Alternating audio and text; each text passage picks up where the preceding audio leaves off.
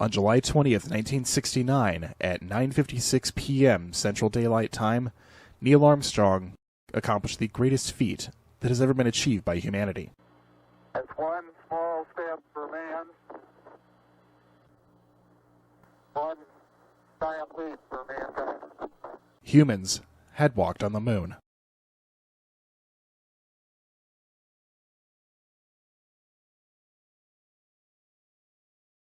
Then United States President Richard Nixon would then place a phone call to the astronauts on the moon. Hello, Neil and Buzz. I'm talking to you by telephone from the Oval Room at the White House. The notion of whether we've even been to the moon has been a point of contention for many conspiracy theorists.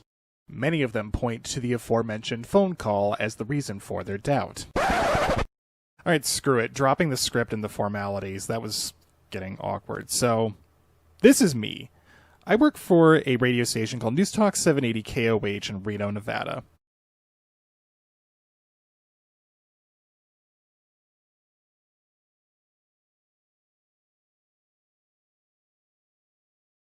I can explain this very simply.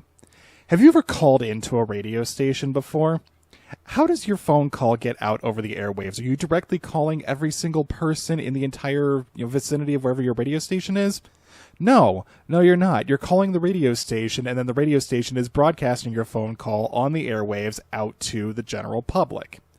This is exactly the same concept that was used in the phone call between Richard Nixon and the astronauts of Apollo 11. President Nixon called Mission Control in Houston, Texas, and then Houston beamed the phone call via radio waves, just like any normal radio station does, to the astronauts on the moon. Was there a hell of a delay? Yeah, probably, because your radio waves only propagate at the speed of light, so there is going to be some kind of a delay. However, it wasn't that big of a delay because the moon ain't that far away. I don't know where I'm going with this. But my point is, President Nixon calling the astronauts on the moon is not impossible.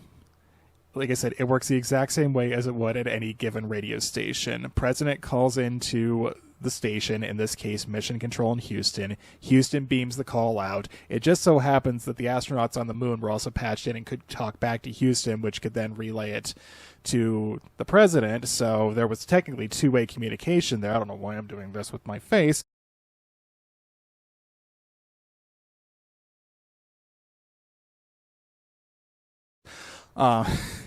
There was technically two-way communication there, which you don't get over the radio, obviously, unless you're on like a CB or whatever.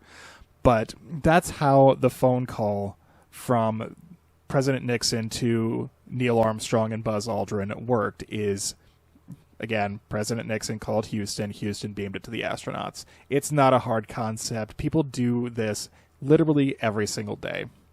I hope that clears this up. Thank you for watching.